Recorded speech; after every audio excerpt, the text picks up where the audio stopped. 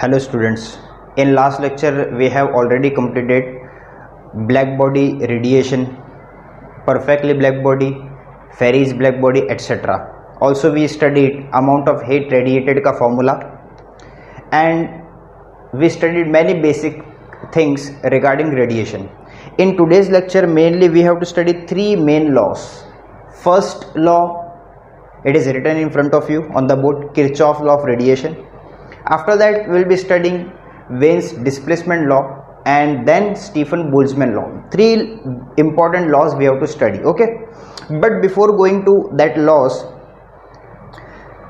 let me revise something which we have studied in the last lecture. हम लोगों ने देखा था लास्ट लेक्चर में कि अगर कोई बॉडी है और उस पर रेडिएशन फॉल कर रहा है तो बॉडी उस रेडिएशन को एब्जॉर्ब करता है, रिफ्लेक्ट करता है और ट्रांसमिट करता है. फिर उससे तीन कोएफिशिएंट मिलते हैं जिसको हम कहते हैं coefficient of absorption A, coefficient of reflection R, coefficient of transmission T are.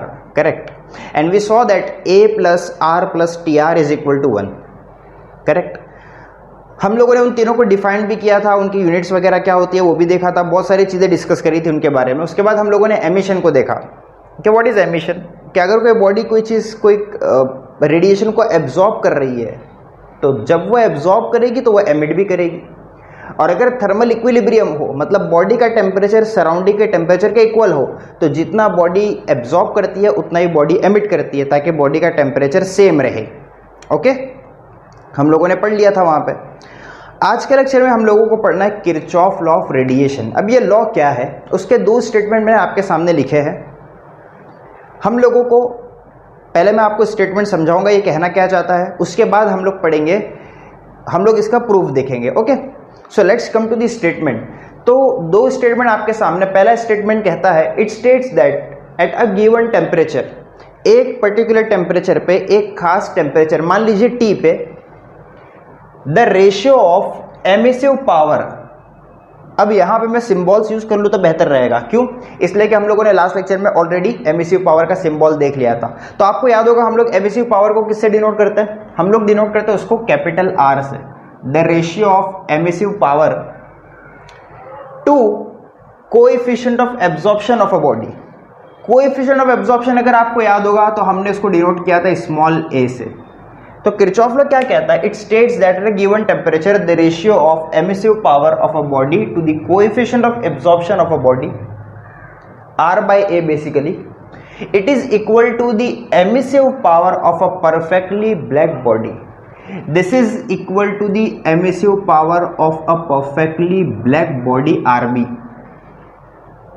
बात को समझना, रट्टा मारने की जरूरत नहीं है. At a given temperature, the ratio of emissive power of a body to the coefficient of absorption of that body is equal to emissive power of a perfectly black body at that temperature. याद रखना ये बात. उसी particular temperature, जिस temperature की बात यहां कर रहा है वो, एट अ गिवन टेम्परेचर, उसी पर्टिकुलर टेम्परेचर पे ब्लैक बॉडी का जो एमिसिव पावर होगा उसके ये रेशियो इक्वल होगा, अलग टेम्परेचर पे नहीं. जिस टेम्परेचर की बात हम यहां कर रहे हैं उसी टेम्परेचर पे ब्लैक बॉडी का जो एमिसिव पावर होता है उसके बराबर इन दोनों का रेशियो होता है. ठीक है, ये स्टेटमेंट से हमें ये बात समझ आ गई है. अच्छा, ये दूसरा स्टेटमेंट देखिए. दूसरा स्टेटमेंट आपके सामने लिखा वो कहता है for a body which is emitting and absorbing the thermal radiation. कोई बॉडी है जो थर्मल रेडिएशन को एब्जॉर्ब भी कर रही है, थर्मल रेडिएशन को एमिट भी कर रही है. उसके लिए क्या? उसके लिए coefficient of emission. Coefficient of emission हमने डिनोट किया था अगर आपको याद होगा स्मॉल ई से. Coefficient of emission is equal to the coefficient of absorption A. Coefficient of emission E is equal to coefficient of absorption A. तो ये दो स्टेटमेंट से ये दो बातें समझ में आई. बात यह है कि ये दोनों ही statement Kirchhoff's law of thermal radiation के, Kirchhoff law of heat radiation की दोनों ही स्टेटमेंट है. आप बोलोगे सर अगर दोनों किरचॉफ लॉ के स्टेटमेंट है तो यहां तो दोनों अलग अलग बातें हैं. लेकिन अगर आपको लास्ट लेक्चर याद होगा तो आपको पता होगा कि ये दोनों अलग बातें नहीं है, दोनों बिल्कुल सेम बात है. क्यों? इसलिए कि देखिए लास्ट लेक्चर में अगर आपको याद होगा तो हमने फॉर्मूला पढ़ा था emissive power coefficient of emission is equal to emissive power of a body divide by emissive power of a black body. हमने फॉर्मूला पढ़ा था लास्ट लेक्चर में. करेक्ट ना। अब जरा इस पे ध्यान दीजिए आप, ये है r upon A equal to R B. अगर बच्चों ये आर बी को मैं r के नीचे ले आऊं, ये आर बी को यहां पे लेके आऊं, तो यहां पे क्या बन जाएगा r अपॉन आर बी, और ये a को मैं वहां लेके जा सकता हूं। तो देखिए अगर मैं इस तरह से लिखूं इसको, मैं यहां पे लिख रहा हूं capital R upon R B, और ये a को वहां शिफ्ट कर दिया जाए तो a वहां चले जाएगा। अच्छा अब बताइए r अपॉन आर बी क्या बन जाएगा? You can say r upon R B is nothing but e। तो यहां से भी हमें बात पता चल गई, small e is equal to small a, emissivity equal to absorptivity. आ गया? तो दोनों सेम चीज है, अलग अलग नहीं है। बस ये फॉर्मूला आपको पता होना चाहिए, ठीक है? ओके, चलो अब इसका प्रूफ देखते हैं। भाई आपने जो स्टेटमेंट लिखा है इसका प्रूफ क्या है? So let me right over here, theoretical proof. Proof के लिए क्या करेंगे? जो चीज स्टेटमेंट में दी हुई है उसी को कंसीडर करना है। हम मान लेंगे दो बॉडीज, मान लेते एक बॉडी है ए जो कि ऑर्डिनरी बॉडी है, और एक दूसरी बॉडी है बी जो कि ब्लैक बॉडी है। याद रखिएगा ये बॉडी कैसी है? ए जो सिंपल ऑर्डिनरी बॉडी है, और ये बी जो है ये ब्लैक बॉडी है। ये दोनों को हम लोगों ने एक एनक्लोजर के अंदर रखा हुआ है ताकि बाहर से कोई भी हीट का लेन देन ना हो। अब ये दोनों एनक्लोजर के अंदर है, दोनों में आपस में हीट रेडिएशन हो रहा है, दोनों में इक्वल अमाउंट ऑफ रेडिएशन जाएगी, दोनों इक्वल अमाउंट ऑफ रेडिएशन को एमिट करेंगे क्योंकि ये लोग थर्मल इक्विलिब्रियम पे है। हमने दोनों को अंदर रख दिया एनक्लोजर में, बाहर से कोई हीट अंदर जा रही है? नहीं जा रही है। अंदर से कुछ हीट बाहर आ रही है? नहीं आ रही है। थोड़े टाइम के बाद दोनों थर्मल इक्विलिब्रियम में आ जाएंगे। थर्मल इक्विलिब्रियम में आने का मतलब जितना टेम्परेचर उतना इसका, इतना ही टेम्परेचर इसका, दोनों आ गए थर्मल इक्विलिब्रियम पे। अब क्या होगा जब ये लोग थर्मल इक्विलिब्रियम पे है? अच्छा एक बात और समझ लेना ध्यान से, दोनों बॉडी बिल्कुल सेम है। बिल्कुल सेम होने का मतलब इसका जो सरफेस एरिया है वही इसका सरफेस एरिया है, इसका जो वॉल्यूम है वही इसका बोथ बॉडीज आर आइडेंटिकल। दोनों बॉडीज कैसी है? आइडेंटिकल। यहाँ पे डायग्राम में दिख नहीं रहा है बट बोथ आर आइडेंटिकल। आप लोग उसको बराबर राउंडर से बनाइएगा अगर डायग्राम बनाओगे तो। और दोनों आइडेंटिकल है, डिफरेंस इतना है कि ये ऑर्डिनरी बॉडी है और ये ब्लैक बॉडी है। ब्लैक बॉडी किसे कहते हैं? A body which absorbs all incident radiation which is falling on it at all temperature at any angle। अगर कोई बॉडी ऐसी है जिस पर थर्मल रेडिएशन फॉल हो रहा है और वो सबका सब एब्जॉर्ब कर रहा है तो उसे हम कहते हैं ब्लैक बॉडी। और अगर सबका सब एब्जॉर्ब कर रहा है तो सबका सब वो एमिट भी करेगा। फिर हम लोगों ने इसको अंदर रख दिया, उसके बाद हम लोगों ने इसको काफी देर तक रहने दिया। अब देखो क्या होगा, अगर ये थर्मल इक्विलिब्रियम पे है तो जितना ये एमिट करेगा इतना ही ये एब्जॉर्ब करेगा। बिल्कुल उसी तरह जितना ये एब्जॉर्ब करेगा उतना ही ये एमिट करेगा। करेक्ट ना? अरे हाँ या ना? ओके, तो हम लोग लिखेंगे फॉर बॉडी ए। किसके लिए लिख रहा हूं मैं? For body A. For body A amount of heat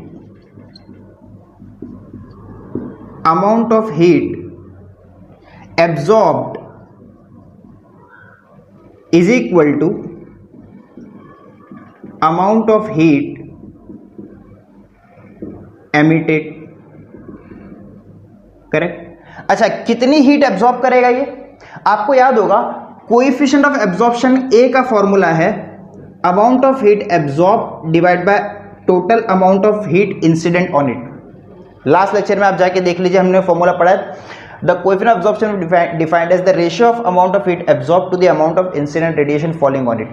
तो यहां से amount of heat absorbed का फॉर्मूला क्या बन जाएगा? फॉर्मूला बनेगा QA is equal to A times of Q।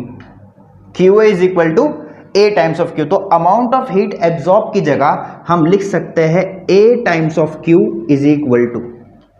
Now amount of heat emitted क्या फॉर्मूला है? हम लोगों ने लास्ट लेक्चर में देखा था कि the emissive power R is nothing but Q upon AT, where Q is amount of heat radiated. So amount of heat radiated Q can be written as RAT।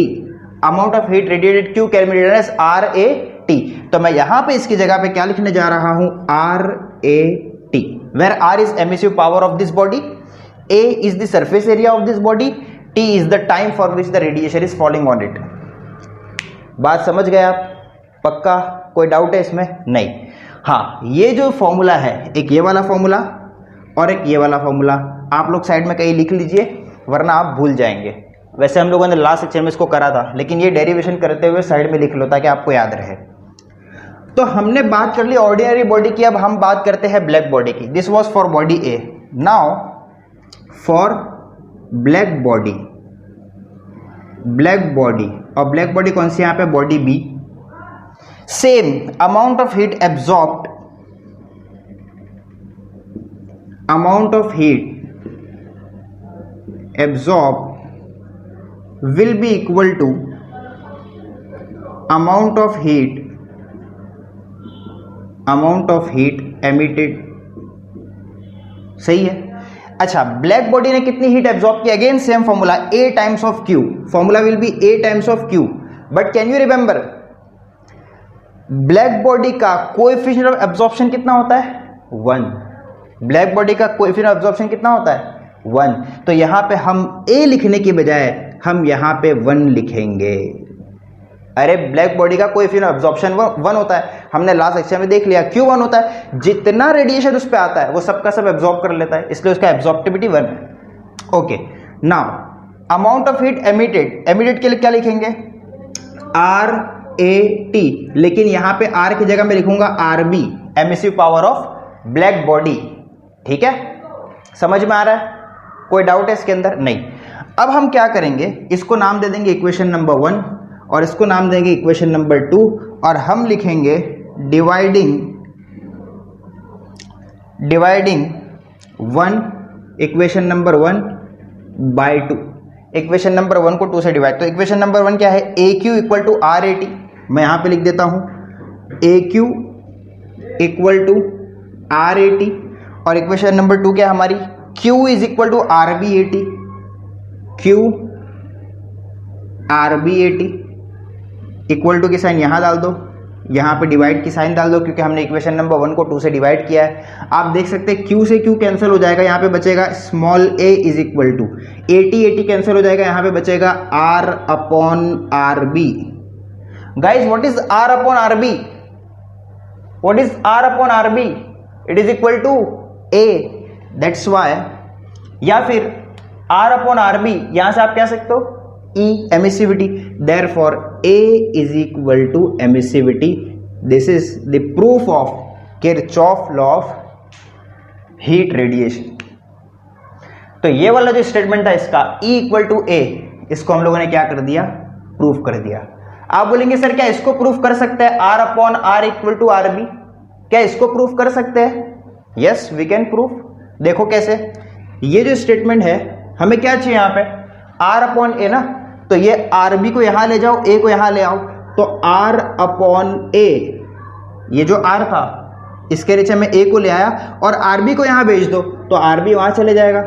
ये भी किरचॉफ लॉ ऑफ रेडिएशन का proof है। तो दोनों statement, दोनों को हमने यहां पे प्रूफ कर दिया। कुछ टफ था, स्टेटमेंट आपको याद करना पड़ेगा, बेसिक फॉर्मूले आपको याद होने चाहिए, ये सब लिखने की जरूरत नहीं, ये सब तो मैंने आपको लिख के बताया। हाँ, ये दोनों जो है, ये स्टेटमेंट नंबर 1 का और ये स्टेटमेंट नंबर 2 का मैथमेटिकल एक्सप्रेशन है, बाकी वो तो फॉर्मूला है, मैंने आपको बस समझाया है कि ये दोनों सेम चीज है। बाकी करना क्या है, amount of heat absorb equal to amount of heat emitted, कितनी एब्जॉर्ब करेगा AQ, कितनी एमिट करेगा RAT, उसी तरह ये कितनी एब्जॉर्ब करेगा AQ, लेकिन इसका A1 होता है, कितनी एमिट करेगा RBAT, दोनों को डिवाइड किया, आंसर आ गया। इससे इजी कुछ हो सकता है, नहीं हो सकता। तो पॉज करो स्क्रीन को, फटाफट ये कॉपी करो, हम लोग मूव होते हैं नेक्स्ट लॉ की तरफ। अच्छा एक चीज मुझे आप एक बात बताइए, इसका रियल लाइफ में कुछ यूज है, Kirchhoff law of heat radiation आपने पढ़ लिया, रियल लाइफ में कुछ यूज है? मैं आपको एक अच्छा सा यूज बताता हूँ। सपोज फॉर एग्जांपल आप गए चौपाटी पे, वहां पे सैंड, एकदम जनरल वर्ड में बात करूँ तो रेत होती है। रेत इज अप्रोक्सीमेटली, वो जो सैंड होती है that is approximately a black, मतलब ब्लैक हो कलर में नहीं होती, लेकिन उसको ब्लैक बॉडी के करीब करीब होती है, मतलब उसका रेट ऑफ एब्जॉर्प्शन बहुत हाई होता है, ठीक है। It is rough black actually. तो जितना हीट एब्जॉर्ब करेगी उतना ही वो एमिट करेगी। जब डे टाइम होता है और सनलाइट उस पर फॉल करती है, मैक्सिमम हीट को वो एब्जॉर्ब करती है, और आप उस पर अगर 12 बजे या 12:30 बजे आप उस पर चलने की कोशिश करोगे तो आपको पता चलेगा उसका टेम्परेचर कितना हाई है और वो कितनी गर्म है। लेकिन अगर शाम का टाइम हो और अगर आप वहां चले जाओ और उस पर आप चलने की कोशिश करो, शाम के टाइम पे जब सनसेट हो जाता है तो अब वो क्या करेगा, जितना हीट उसने एब्जॉर्ब किया था उतना ही वो एमिट करेगा ना, एमिट करते करते करते वो कूल हो जाता है, यहाँ तक कि जब आप रात के वक्त वहाँ पे चलोगे तो आपको ठंडक फील होगी, you will be feeling it as a cool. So amount of heat absorb is equal to amount of heat emitted, Kirchhoff law of heat radiation. और क्या एप्लीकेशन है इसके, या और आप कहां पे इसको फील कर सकते हो? मान लीजिए फॉर एग्जांपल कोई रेड कलर का ग्लास है, ये मैं बहुत क्रिटिकल एग्जांपल देने जा रहा हूं, समझने की कोशिश करना। कोई रेड कलर का ऑब्जेक्ट है, रेड कलर का ऑब्जेक्ट मतलब क्या, जब उस पर कोई लाइट फॉल करती है तो वो रेड को रिफ्लेक्ट करता है, रेड को क्या करता है, रिफ्लेक्ट, बाकी सब कलर को एब्जॉर्ब कर लेता है, करेक्ट, पक्का ना, रेड को रिफ्लेक्ट करता है, बाकी सब कलर को एब्जॉर्ब करता है। तो जब आप उसको हीट करोगे ना, तो जब हीट करोगे तो उसमें से वही कलर निकलेगा जो उसने क्या किया होगा, एब्जॉर्ब किया होगा। अब वो रेड कलर का दिख रहा था, मतलब वो ग्रीन को एब्जॉर्ब कर रहा था, सिर्फ ग्रीन को नहीं सारे कलर को एब्जॉर्ब कर रहा था, लेकिन ग्रीन का नाम स्पेशल इसलिए ले रहा हूं क्योंकि रेड और ग्रीन कॉम्प्लीमेंट्री कलर्स है। तो अगर वो रेड कलर का दिख रहा है मतलब वो रेड को रिफ्लेक्ट कर रहा है, ग्रीन को एब्जॉर्ब कर रहा है। जब मैं इसको हीट करूंगा तो वो अब एमिशन करेगा, एमिट करेगा। कौन सा कलर एमिट करेगा, जो एब्जॉर्ब किया होगा। क्या एब्जॉर्ब किया है, ग्रीन कलर। तो जब रेड कलर के ऑब्जेक्ट को आप हीट करोगे तो it will be look in green colour, वो आपको ग्रीन कलर का दिखेगा। कब, जब आप उसको डार्क में देखोगे, ठीक है। उसी तरह अगर मैं कोई ग्रीन कलर का ऑब्जेक्ट ले लूं, ग्रीन कलर का ऑब्जेक्ट मतलब वो ग्रीन को रिफ्लेक्ट कर रहा है, बाकी कलर को एब्जॉर्ब कर रहा है। बाकी कलर में रेड भी आ गया, ग्रीन का कॉम्प्लीमेंट्री, तो रेड को उसने एब्जॉर्ब किया है। जब मैं उसको हीट करूंगा तो वो रेड कलर को क्या करेगा, एमिट करेगा। तो इसीलिए ग्रीन कलर के ऑब्जेक्ट को जब मैं उसको हाई टेम्परेचर पे हीट करूं, फिर मैं उसको अंधेरे में लेके जाऊं, तो अंधेरे में अब वो मुझे कौन से कलर का दिखेगा, रेड, क्योंकि वो ग्रीन दिख रहा था ना। तो अगर वो ग्रीन दिख रहा है तो अंधेरे में रेड दिखेगा अगर गर्म करेंगे तो, और अगर वो रेड दिख रहा है और उसको हीट करेंगे तो अंधेरे में वो ग्रीन दिखेगा। ये भी एक एग्जाम्पल है, ठीक है। वैसे आपने कभी इसको ट्राई किया नहीं होगा, but this is an example which proves the real life application या which tells you the real life application of Kirchhoff law of radiation. उसी तरह आप एक बॉल ले लो और वो बॉल का जो सरफेस होगा उस सरफेस को आप एकदम शाइनी सिल्वर सरफेस रख दो। सिल्वर क्यों, ताकि जितनी हीट उस पर गिरे उसको वो क्या करे, रिफ्लेक्ट कर दे, ठीक है। अब आप क्या करो, उस बॉल के ऊपर ब्लैक कलर के स्पॉट्स बना दो, थोड़ा थोड़ा स्पॉट यहाँ पे, दूसरा स्पॉट यहाँ पे, तीसरा स्पॉट यहाँ पे, ऐसे 3-4 स्पॉट बना दो ब्लैक कलर के। अब ब्लैक कलर आपने कर दिया तो ब्लैक कलर में क्या खासियत है, वो सारे के सारे रेडिएशन को एब्जॉर्ब करता है। अब आप उसको हीट करो, हीट करो, हीट करो, अब वो क्या करेगा, सारे के सारे रेडिएशन को एब्जॉर्ब करेगा। लेकिन जो सिल्वर सरफेस होगी ना, वो एब्जॉर्ब नहीं करेगी, वो रिफ्लेक्ट कर देगी वहीं पे। अब आप इस हीटेड बॉल को किसी डार्क कमरे में, किसी अंधेरे कमरे में लेके जाओ तो आपको पूरा बॉल नहीं दिखेगा, सिर्फ वो रेड कलर, सिर्फ वो ब्लैक कलर के जो स्पॉट्स थे, जहां आपने ब्लैक कलर दिया था वहां पे आपको हल्का हल्का रेड कलर देखने को मिलेगा। आप देखोगे कि वो जो ब्लैक स्पॉट्स थे अब वो थोड़े से ग्लो करेंगे और आपको डार्क अंधेरे के अंदर वो नजर आएंगे। बाकी का बॉल जो सिल्वर कलर का था उसने पूरा का पूरा रिफ्लेक्ट कर दिया, एब्जॉर्ब कुछ भी नहीं किया, तो अब वो एमिट भी कुछ नहीं करेगा और आपको दिखेगा भी कुछ नहीं। तो बात समझ में आ गई, पक्का। कंफ्यूज होने की कोई जरूरत नहीं है। किसी भी ऑब्जेक्ट के 2 कलर हो सकते हैं, एक कलर जो वो रिफ्लेक्ट करके दिखाई देता है आपको, दूसरा वो कलर जो वो हीट को एब्जॉर्ब करता है फिर एमिट करके दिखाई देता है। तो ये एब्जॉर्प्शन एमिशन वाला कॉन्सेप्ट कब आएगा, जब बॉडी को हीट करोगे। और रिफ्लेक्शन वाला कब आएगा, जब नॉर्मल हीट आए या लाइट उस पर फॉल करे और वो आपको दिखाई दे, तो वो रिफ्लेक्शन वाला कलर है, ठीक है। तो यहाँ पे जो बोर्ड का कलर है, ये जो मेरे कुर्ते का कलर है, ये जो आपकी बुक का कलर है, ये जो पेन का कलर है, जो पेन की इंक का कलर है, वो सब के सब रिफ्लेक्शन वाले कलर है। एमिशन वाला कलर कब दिखता है, जब आप उसको हीट करोगे और थोड़े से एटमॉस्फेयर कंपेरेटिव टू रूम थोड़ा सा उसको हायर टेम्परेचर पर करोगे तो अब वो एमिट करेगा और आपको वो कलर का वो नजर आएगा। तो ये किरचॉफ लॉ के कुछ रियल लाइफ एप्लीकेशंस थे। स्क्रीन को पॉज करो, दोनों स्टेटमेंट और प्रूफ को कॉपी करो। So your next topic is spectral distribution of black body radiation. Black body radiation का स्पेक्ट्रल डिस्ट्रीब्यूशन। अब ये है क्या, एक्चुअली ये ग्राफ है जो शो करता है, एक्चुअली क्या शो करता है, graph of radiant power versus wavelength या वेवलेंथ वर्सेस रेडिएंट पावर। हम लोगों ने क्या किया, एक्स एक्सिस पे वेवलेंथ को लिया और वाई एक्सिस पे रेडिएंट पावर को लिया। अब ये वेवलेंथ और रेडिएंट पावर है क्या? देखिए वेवलेंथ आप जानते हैं, मैंने बताया था आप लोग को लास्ट टाइम भी, लास्ट लेक्चर में भी, कि जब भी कोई बॉडी को हम हीट करते हैं, यहां पे देखो एक बात याद रखना, हम लोग बात कर रहे हैं स्पेशली ब्लैक बॉडी की। बस ये जो ग्राफ आपके सामने ये ब्लैक बॉडी का है, कॉमन बॉडी का नहीं है। किसकी बात कर रहे हैं हम लोग? ब्लैक बॉडी की। तो ब्लैक बॉडी को जब आप रेडिएशन, ब्लैक बॉडी के रेडिएशन को जब आप स्टडी करते हो, स्टडी करने के बाद आप ड्रॉ करते हो ग्राफ जो कि शो करता है रेडिएंट पावर वर्सेस वेवलेंथ को, तो वो ग्राफ हमें कुछ इस तरह का मिलता है। ओके, अब ये रेडिएंट पावर है क्या? रेडिएंट पावर मतलब एक ब्लैक बॉडी ने कितना amount of energy per unit area per unit time radiate किया, amount of heat energy radiated per unit area per unit time, उसको हमने क्या नाम दिया? Radiant power. अब जब वो एनर्जी को एमिट करेगा तो ऑब्वियसली वो इलेक्ट्रोमैग्नेटिक वेव के फॉर्म में एमिट कर रहा है। जब वो इलेक्ट्रोमैग्नेटिक वेव के फॉर्म में एमिट कर रहा है तो ऑब्वियसली उसकी कुछ फ्रीक्वेंसी और वेवलेंथ होगी। हम लोगों ने यहाँ पे क्या लिया हुआ है? वेवलेंथ। अब एक बात आपको अच्छी तरह समझ में आना चाहिए, अगर वेवलेंथ ज्यादा हो तो फ्रीक्वेंसी कम होती है, और अगर वेवलेंथ कम हो तो फ्रीक्वेंसी ज्यादा होती है। ठीक है, और फ्रीक्वेंसी ज्यादा किसकी होती है? गामा रेस की, उसके बाद एक्स रेस की, उसके बाद यूवी की, उसके बाद विजिबल लाइट, उसके बाद इंफ्रारेड, उसके बाद माइक्रोवेव, उसके बाद रेडियो वेव। मैं लास्ट लेक्चर में आपको डिटेल में उसको बता चुका हूं, वो कॉन्सेप्ट यहां पे थोड़ा सा लगेगा। तो सबसे हाई फ्रीक्वेंसी किसकी? गामा की, इसीलिए सबसे शॉर्टर वेवलेंथ उसका होता है। सबसे लो फ्रीक्वेंसी किसकी होती है? रेडियो वेव की, इसीलिए सबसे लॉन्गर वेवलेंथ रेडियो वेव का होता है। ठीक है, ये बात ध्यान में रख के चलिएगा आप। तो जब हम लोगों ने ब्लैक बॉडी को स्टडी किया अलग अलग टेम्परेचर पे, किसे स्टडी किया? अलग अलग टेम्परेचर, तो हमें इस तरह का ग्राफ मिला। आप ग्राफ को समझते बच्चों ध्यान से समझना, डायग्राम देख के घबराने की जरा भी जरूरत नहीं है। सुनो यहां पे है क्या, हम लोगों ने 3000 केल्विन पे, 3000 केल्विन पे जब ब्लैक बॉडी को हीट किया, तो हीट करने के बाद जब उसने रेडिएशन को एमिट किया तो ग्राफ इस तरह का मिला।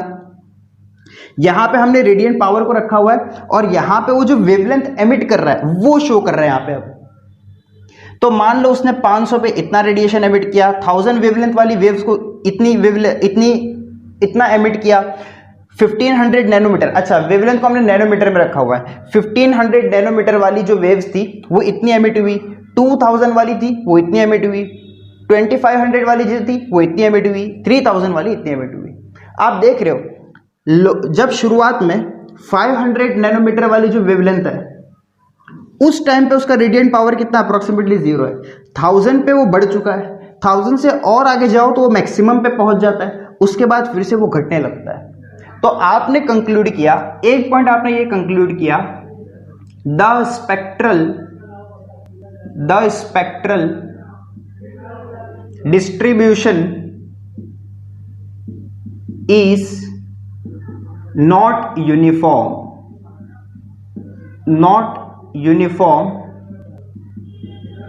with wavelength, not uniform with wavelength। Not uniform का मतलब क्या होता है? पहले वो इंक्रीज हो रहा है, बाद में वो डिक्रीज हो रहा है।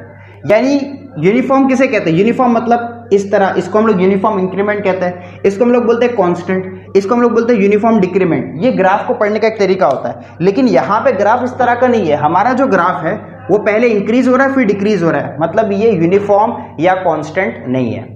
स्पेक्ट्रल डिस्ट्रीब्यूशन किसी भी पर्टिकुलर टेम्परेचर पे 3000 केल्विन पे ये ग्राफ है, 4000 केल्विन पे ये वाला ग्राफ है, 5000 केल्विन टेम्परेचर पे ये ग्राफ है, 5500 पे ये ग्राफ है। तो आप देख सकते हो ग्राफ कांस्टेंट नहीं है, पहले बढ़ता है फिर कम होता है। तो दूसरा पॉइंट हम लोग ये लिखेंगे, द रेडिएंट पावर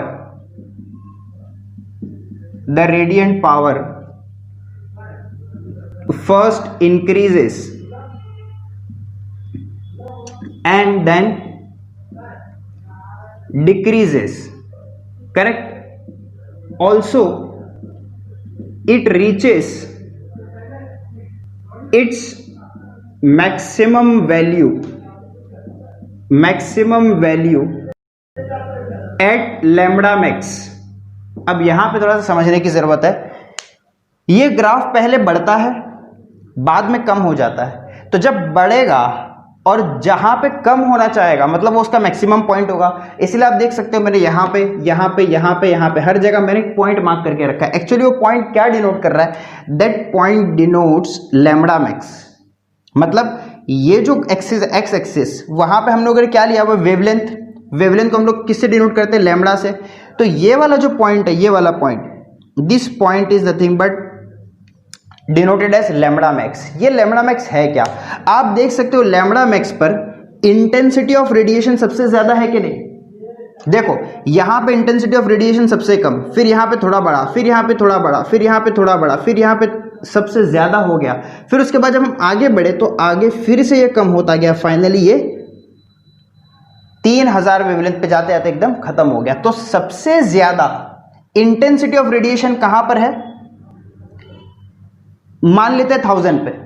कितना मान लेते हैं 1000, या फिर आप कितना मान सकते हो, ये 1000 एंड 1500 के बीच में है तो इसको 1250 मान लेते हैं। तो 1250 पे इस पर्टिकुलर वैल्यू पे इंटेंसिटी ऑफ रेडिएशन ज्यादा है। इसका क्या मतलब है, इसका मतलब ये हरगिज नहीं है कि ये वेवलेंथ की मैक्सिमम वैल्यू है, नहीं, ये मतलब नहीं है। मतलब ये है कि मान लो इस ब्लैक बॉडी ने 100 रेडिएशन एमिट किए, कितने रेडिएशन, 100 रेडिएशन एमिट किए, तो उन 100 में 60 या 70 यानी मोस्ट ऑफ देम रेडिएशंस जब उनको नापा गया तो उनका वेवलेंथ ये था। So this particular value does not denote maximum wavelength, it denotes most of the wavelength या मोस्ट ऑफ द रेडिएशन का वेवलेंथ वाज 1250। बिल्कुल उसी तरह यहां पे लैम्बडा मैक्स की वैल्यू ये है, ये कहीं 1000 से कम, 500 से ज्यादा, 1000 से कम मतलब कहीं 900 पे आ रहा है। फिर हमने यहां पे देखा it is lying just around the 500, फिर हमने यहां पे देखा it is lying below the 500 that is 400। ये सारे के सारे पॉइंट्स जो है वो लैम्बडा मैक्स की वैल्यू को डिनोट करते हैं। समझ में आया। तो लैम्बडा मैक्स क्या है, what is lambda max, most of the radiation, most of the radiations are of this wavelength। this मतलब कौन, ये most of the radiations are of this wavelength, lambda max wavelength। अब वो जो भी हो 1250 हो तो 1250 मोस्ट ऑफ द रेडिएशन का वैल्यू है, अगर वो 500 हो तो 500 मोस्ट ऑफ द रेडिएशंस का वेवलेंथ है। समझ आ गई बात। तो लैम्बडा मैक्स मैक्सिमम वेवलेंथ नहीं है, लैम्बडा मैक्स क्या है, मोस्ट ऑफ द रेडिएशन जो ब्लैक बॉडी एमिट कर रही है उनका वेवलेंथ है। ठीक है, तो ये एक बात हमें समझ में आई ग्राफ से। तीसरी बात हमें ये समझ में आती है ग्राफ से कि इस ग्राफ के अंदर जो एरिया है, एरिया अंडर द कर्व, मतलब फॉर एग्जांपल अगर मैं 3000 वाला कंसीडर करूं तो 3000 के अंदर ये वाला एरिया आ जाएगा। तो ये एरिया क्या देता है, area under the curve, area under the curve gives radiant energy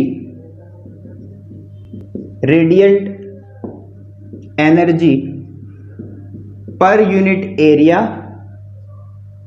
per unit time, per unit area per unit time। ये जो एरिया अंडर द कर्व है, अगर मैं इसका एरिया फाइंड करूं तो एरिया अगर फाइंड करूंगा तो जो एरिया की वैल्यू होगी मुझे क्या देगी, that gives me amount of energy emitted पर unit area per unit time. अब देखिए अगर मैं 3000 वाले को छोड़कर 4000 वाले का एरिया फाइंड करूं तो 4000 वाले कर्व में कौन सा एरिया आता है, 4000 वाले कर्व के अंदर ये वाला एरिया आता है। देखो एरिया बढ़ गया, तो एरिया बढ़ने से क्या, radiant energy per unit area per unit time बढ़ जाएगा। उसी तरह अगर मैं 4000 वाला ले लूं तो 4000 वाले के अंदर में पूरा ये वाला एरिया आ रहा है, तो क्या ये वैल्यू बढ़ जाएगी। उसी तरह अगर मैं 5000 वाला लूं तो क्या एरिया बढ़ जाएगा। तो कैन आई से, फोर्थ पॉइंट, कैन आई से energy per unit area per unit time. समझ में आएगा ना, मैं शॉर्ट फॉर्म में लिख रहा हूं, पूरा लिखना। Energy per unit area per unit time increases with increase in temperature. Energy per unit area per unit time increases with increase in temperature. ये भी एक बात हमें ग्राफ से समझ में आती है। अच्छा, एक और चीज ग्राफ से हमें समझ में आ रही है, क्या, आप ध्यान देखो ये वाला पॉइंट लैम्बडा मैक्स वाला है, ये वाला पॉइंट इस कर्व का लैम्बडा मैक्स है, ये वाला पॉइंट इस कर्व का लैम्बडा मैक्स है, ये वाला पॉइंट इस कर्व का लैम्बडा मैक्स है। इससे क्या साबित करते हो, जैसे जैसे टेम्परेचर बढ़ रहा है, यहाँ 3000, यहाँ 4000, यहाँ 5000, यहाँ 5500, जैसे जैसे टेम्परेचर को इंक्रीज कर रहे हैं, the value of lambda max shifts towards the shorter wavelength. तो क्या लिखेंगे, with increase in temperature the value of lambda max shifts towards the shorter wavelength. तो हम लिख सकते हैं with increase in wavelength, with increase in wavelength the value of lambda max shifts towards the shorter wavelength। समझ में आ गई बात अच्छे से? तो ये हम लोगों ने ग्राफ से इंटरप्रेट किया। फिर से एक बार मैं कह देता हूँ, ये सिर्फ ब्लैक बॉडी का है, नॉर्मल ऑर्डिनरी बॉडी की हम बात नहीं कर रहे।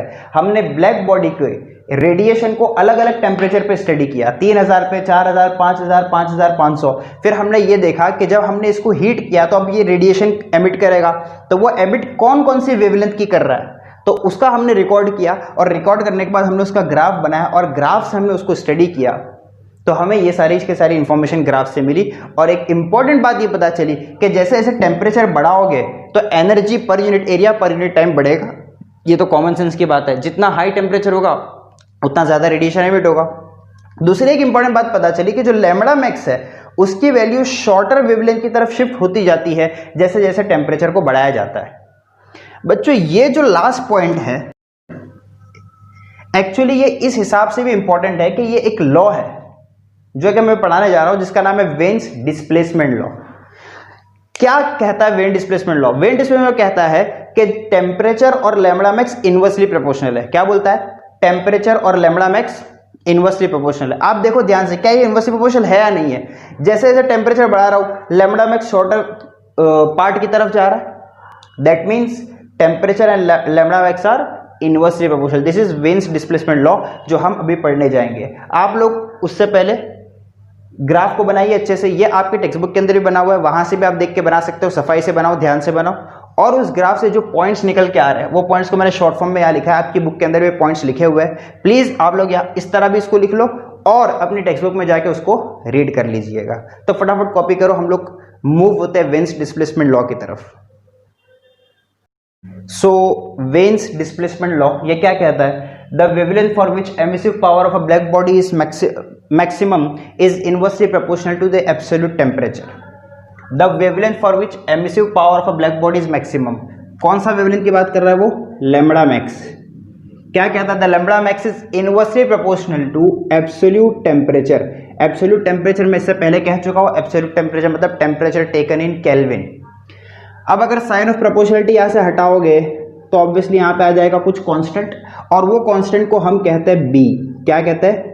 बी से डिनोट करता है, और बी हमारा है, इसको हम कहते हैं veins displacement constant. Obviously constant है तो उसकी कुछ वैल्यू होगी। The value of veins displacement constant is 2.897 into 10⁻³ 2.897 into 10⁻³ unit क्या बनेगी? लैम्बडा। वेवलेंथ है मतलब मीटर में, टेम्परेचर केल्विन में, तो यूनिट बन जाएगी मीटर केल्विन। याद रखना, this is Wien's displacement constant. इस लॉ से हमें क्या मिला? देखिए, हम अर्थ पे बैठे बैठे बता देते हैं कि temperature of the sun is 5500 kelvin, correct. यहां पे बैठे बैठे पता चल जाता है सन का टेम्परेचर इतना है। हम बता सकते हैं फला स्टार का टेम्परेचर इतना है, व्हाइट डॉर्फ इसका टेम्परेचर इतना है, रेड जायंट इसका टेम्परेचर इतना है। ये सारे के सारे स्टार के नाम है, आपने सुना होगा, ये नहीं सुना होगा तो सुन लो। व्हाइट डॉर्फ, रेड जायंट्स,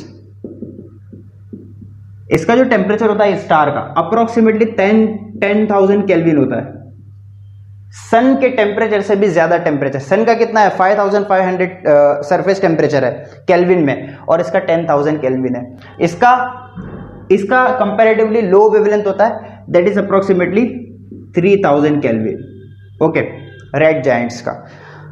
तो ये सब टेम्परेचर पता कैसे चला? क्या हम लोग नापने गए थे? नहीं, हम लोगों ने ये लॉ अप्लाई किया। ऑब्वियसली ये लॉ ब्लैक बॉडी के लिए अप्लाइड है, तो क्या स्टार ब्लैक बॉडी है? यस। सन ब्लैक बॉडी है? यस, हम लोगों ने उसको ब्लैक बॉडी माना है। तो हम लोग क्या करते हैं, हम ये मेजर करते हैं कि ये पर्टिकुलर ऑब्जेक्ट, ये व्हाइट डॉर्फ, ये रेड जायंट्स, ये सन, ये स्टार जो रेडिएशन एमिट कर रहा है उसमें सबसे ज्यादा रेडिएशन कौन सी वेवलेंथ वाली है? तो आपको लैम्बडा मैक्स मिल गया। सबसे ज्यादा रेडिएशन जो वेवलेंथ वाली होगी वो आपको मिल गई। ये है क्या? The wavelength for which emissive power black body is maximum. जो सबसे ज्यादा रेडिएशन वही एमिट होगी जो ज्यादा वेवलेंथ वाली होगी, वो आपको दिखेगी। तो आप क्या करोगे, उसको नोट कर लोगे उस पर्टिकुलर वेवलेंथ को, करेक्ट। और ये कांस्टेंट की वैल्यू तो आपके पास है ही है, तो आपने लैम्बडा की वैल्यू यहां पुट किया, बी की वैल्यू यहां पुट किया, आपको सीधा सीधा क्या मिल गया? टेम्परेचर। कोई भी स्टार कितना ही दूर क्यों ना हो, आप जस्ट ये देखिए कि वहां से आने वाली जो लाइट है उसमें कौन से कलर का वेवलेंथ का रेडिएशन सबसे ज्यादा है, उसको नोट डाउन कर लो, बी की वैल्यू नोट डाउन कर लो, कैलकुलेट करो, आपको मिल गया टी। तो आप कहीं भी किसी भी दूर किसी भी स्टार का टेम्परेचर फाइंड कर सकते हो। This is the advantage of veins displacement law. अब हमारा एक लास्ट लॉ बचा हुआ है, that is Stefan Boltzmann law. आप इसको कॉपी करो स्टेटमेंट, और इसके साथ हम लोग आगे बढ़ते हैं। Okay, now Stefan's Boltzmann law of radiation. अब ये लॉ क्या कहता है, सुनिए। The rate of emission of radiant energy per unit area, the rate of emission of radiant energy per unit area, इसको हम ऐसा भी कह सकते हैं power radiated per unit area, दोनों सेम मतलब है, आप दोनों में से जो भी यूज करो। So the rate of emission of radiant energy per unit area और power radiated per unit area of a perfectly black body is directly proportional to the fourth power of absolute temperature. The amount of energy emitted per unit area per unit time is directly proportional to fourth power of absolute temperature. अगर मैं इसको statement में लिखूं तो ऐसा लिख सकते हैं हम लोग, amount of energy या rate of energy emitted per unit area is directly proportional to fourth power of absolute temperature. लेकिन कौन सी बॉडी के लिए? ब्लैक बॉडी के लिए, ऑर्डिनरी के लिए नहीं, सिर्फ ब्लैक बॉडी की बात हो रही है। अब ये Q अपॉन TA को हम Q अपॉन AT सीधा सीधा लिखते हैं, क्योंकि हम लोग अब तक Q अपॉन AT ही यूज करते हैं। और अगर आपको याद होगा, this Q upon AT is nothing but emissive power R, this is directly proportional to fourth power of absolute temperature. Now this R, क्या मैं इसके साथ B लगा दूं? क्यों B? बिकॉज लॉ किसके लिए है? For a perfectly black body, इसीलिए मैंने यहां पे लगा दिया बी, करेक्ट। तो एक्चुअली अगर आप बुक में देखोगे, बुक में डायरेक्टली ये मिलेगा, लेकिन मैंने पहले ये स्टेप लिखा क्योंकि लॉ के हिसाब से पहले ये स्टेटमेंट है, उसके बाद ये, ठीक है। अब आगे बढ़िए, ये आरबी साइन ऑफ प्रोपोर्शनल हट जाएगी तो कांस्टेंट आएगा। यहां पे कांस्टेंट जो आता है इसका नाम है सिग्मा, और यहां पे लग जाएगा T⁴। अब ये सिग्मा क्या है? हमारा जो सिग्मा है, this is sigma is known as Stefan Boltzmann constant, Stefan Boltzmann constant. अच्छा, इसकी वैल्यू कितनी होती है? अब ऑब्वियसली कांस्टेंट है तो कांस्टेंट का कुछ वैल्यू होगा, तो कांस्टेंट इसका वैल्यू है 5.67 इंटू 10⁻⁸, 5.67 इंटू 10⁻⁸। अच्छा, इसका हम लोग यूनिट निकाल सकते हैं। आप देखिए, अगर मैं इस फॉर्मूले से इसका यूनिट निकालने जाऊं बच्चों, तो ध्यान से देखिएगा, अगर मैं इसको ऐसा लिखूं Q upon AT is equal to sigma T⁴, तो सिग्मा क्या बन जाएगा मेरा बन जाएगा Q अपॉन AT, और यहाँ पे आ जाएगा T⁴। अब ये जो Q है इसको हम लोग लिखते हैं जूल में, एरिया को लिखते हैं मीटर स्क्वायर में, टाइम को लिखते हैं सेकंड में, और टेम्परेचर को लिखते हैं केल्विन में। तो हमारी इसकी यूनिट बन जाएगी joule per metre square second per second या केल्विन⁴। अच्छा, आपको पता होगा जूल पर सेकंड को वॉट भी कहते हैं, जूल पर सेकंड क्या कहते हैं? वॉट। तो हम इसको इस तरह से लिख सकते हैं, वॉट पर मीटर स्क्वायर केल्विन⁴। अब बुक में क्या दिया होगा? मीटर स्क्वायर को ऊपर ले आएंगे तो मीटर⁻² हो जाएगा, केल्विन⁴ को ऊपर ले आएंगे तो केल्विन⁻⁴ हो जाएगा, बाकी कुछ बदलने वाला नहीं है। तो ये ब्लैक बॉडी के लिए अप्लाइड है। तो RB equal to sigma T⁴, ये फॉर्मूला हमें मिला स्टीफन बोल्ट्जमैन लॉ से, ठीक है। बाकी ये जो टर्म मैंने यहाँ पे लिखा हूँ उसकी जरूरत नहीं है, ये मैंने यूनिट समझाने के लिए आपको लिखा था। बाय द वे, अगर आपसे कोई पूछे कि इसके डायमेंशंस लिखिए, डायमेंशंस कैसे लिखेंगे? देखिए, जूल के डायमेंशन क्या होता है? m1L2 T⁻², ये जूल के डायमेंशन है। नीचे है हमारा मीटर स्क्वायर L⁻², यहाँ पे सेकेंड टाइम रेस टू 1, यहाँ पे केल्विन रेस टू 4 को K raise to 4 as it is लिखेंगे क्योंकि वो थर्मोडायनेमिक टेम्परेचर है, उसका डायमेंशन के होता है। अब आप ध्यान से देखेंगे तो ये L2 कैंसिल हो जाएगा, करेक्ट ना। तो यहाँ मुझे मिलेगा M1L0, ये T रेस टू -2 है, नीचे 1 ऊपर जाके बन गया तो T रेस टू -3 और kelvin raise to -4। These are the dimensions of Stefan Boltzmann constant. आपको एग्जाम में एमसीक्यू में पूछ सकता है right dimensions of Boltzmann constant, तो आपको रट्टा मार के याद नहीं करना है, आपको लॉ याद है, डायमेंशन निकाल सकते हो, आप कुछ भी कर सकते हो। एक बात याद रखना, यूनिट और डायमेंशन अगर आपको फॉर्मूला याद है आप निकाल सकते हो, रट्टा मारने की कोई जरूरत नहीं है। और अगर आपको ये चीज समझ में नहीं आ रही है, 11th में आपने पढ़ा नहीं है, तो पर्सनली आप मुझे बताएंगे कि सर मुझे ये नहीं आता, तो हम लोग सीखेंगे उसको, ठीक है। इसको एज इट इज छोड़ना नहीं है, ये आपके 12th में किसी भी चीज का आपको बोर्ड में डायमेंशन पूछ सकता है। अब यहाँ एक क्वेश्चन ये है कि सर ये तो ब्लैक बॉडी के लिए है, तो नॉर्मल बॉडी के लिए क्या करेंगे भाई? नॉर्मल बॉडी के लिए अगर यही चीज फाइंड करना हो तो क्या करेंगे? आपको याद होगा हमने पढ़ा था emissivity is equal to emissive power of any body divide by emissive power of black body, ये फॉर्मूला है हमारा। तो अगर मैं यहां से आर की वैल्यू फाइंड करूं तो आर की वैल्यू मिलेगी E times R B, capital R is equal to E times R B. अब यहां मेरे पास आर बी की तो वैल्यू है ना, तो मैं यहां पे लिख सकता हूं for ordinary body, for ordinary body R is equal to E times of R B. तो E times of R B की वैल्यू क्या लिखेंगे? Sigma T raise to 4, this is R, ये फॉर ऑर्डिनरी बॉडी। तो अगर आपको exam में ordinary body के लिए पूछ रहा है तो कुछ नहीं करना है, यहां पे खाली एमिसिव पावर लगा देना है, सॉरी एमिसिविटी लगा देना है, और बाकी सारी चीजें एज इट इज रहेगी। This is the formula, correct, okay. अच्छा यहाँ पे एक केस और है, क्या? बात को ध्यान से सुनना। मान लीजिए कि एक बॉडी को हम लोगों ने एक एंक्लोजर के अंदर रखा हुआ है, इस बॉडी का टेम्परेचर T है और सराउंडिंग का टेम्परेचर T0 है, तो हीट कहां से कहां जाएगी? ये बात मान के चलो कि जो टेम्परेचर T है वो T0 से बड़ा है, यानी सराउंडिंग टेम्परेचर कम है, बॉडी का टेम्परेचर ज्यादा है। तो आप बताइए हीट कहां से कहां जाएगी? कॉमन सेंस की बात, हीट हायर टेम्परेचर से लो टेम्परेचर की तरफ जाएगी, T से T0 की तरफ हीट जाएगी। तो कितना पावर T से T0 की तरफ जाएगा ये फाइंड करना पड़ेगा। तो हम लिखेंगे amount of heat radiated to surrounding, amount of heat radiated to surrounding will be equal to what? Sigma T raised to 4, correct ना? Where R is what? Emissive power, Q upon AT. तो amount of heat radiated will be equal to sigma T raised to 4. अच्छा, amount of heat absorbed, amount of radiant energy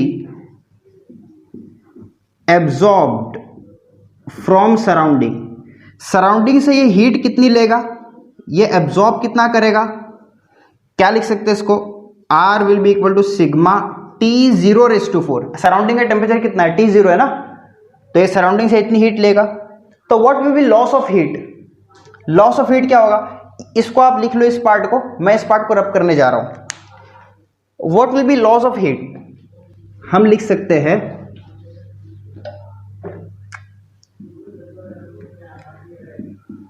loss of heat is equal to sigma T raised to 4 minus sigma T0 raised to 4।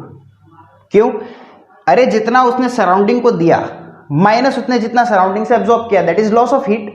जितना उसने दिया minus जितना उसने surrounding से absorb किया, that is loss of heat. So sigma को अगर common ले ले तो ये बन जाएगा T⁴ minus T⁴. This is the amount of heat lost to the surrounding या loss of heat to surrounding, correct guys. अगर यही फॉर्मूला मुझे ऑर्डिनरी बॉडी के लिए लिखना हो तो मैं क्या करूंगा? फॉर ऑर्डिनरी बॉडी जो कॉमन बॉडी है, जो ब्लैक बॉडी नहीं है, तो क्या इसी फॉर्मूले में ई लगा देंगे? देखो यहां पे किए थे, क्यों? क्योंकि ऑर्डिनरी बॉडी के लिए होता है emissive power is equal to emissivity times emissive power of black body. तो एमिसिव पावर ब्लैक बॉडी के साथ जब ई लग जाता है तो तो वो बन जाता है ऑर्डिनरी बॉडी के लिए। तो इसी फॉर्मूले के लिए loss of heat to surrounding for ordinary body will be equal to sigma, या पहले ई लिख दीजिए आप, पहले ई लिख दो बेटर रहेगा, ई sigma T⁴ minus T⁴4। This is the formula. समझ गए आप? पक्का 100%? ओके। अच्छा, अगर सराउंडिंग का टेम्परेचर ज्यादा हो, बॉडी का टेम्परेचर कम हो, तो फिर क्या होगा? अगर सराउंडिंग ज्यादा, बॉडी का टेम्परेचर कम है, तो जो हीट होगी वो सराउंडिंग से बॉडी के अंदर आएगी, है ना। और जब हीट सराउंडिंग से बॉडी के अंदर आएगी तो फॉर्मूला में चेंज क्या होगा?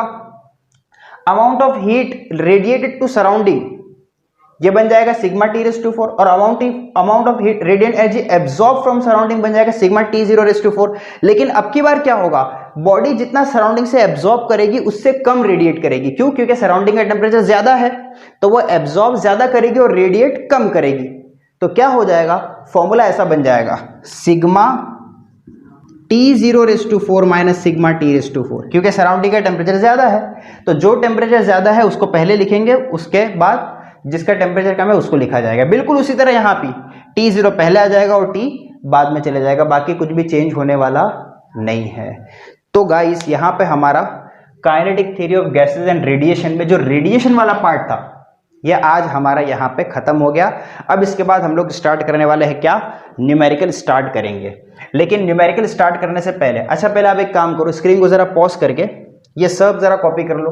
इसका स्टेटमेंट लिखेंगे, स्टेटमेंट लिखने के बाद जो पार्ट मैंने यहाँ पे लिखा था वो लिखेंगे, फिर ऑर्डिनरी बॉडी के लिए फॉर्मूला लिखेंगे, फिर loss of heat from surrounding और gain of heat from surrounding आप लिख लेना। ये जो फॉर्मूला है ये gain of heat from surrounding का है, आप अपने हिसाब से इसी फॉर्म में लिख लीजिएगा। मैं यहाँ पे क्या बताने जा रहा हूँ वो आप ध्यान से सुना, मैं यहाँ पे लिख देता हूँ।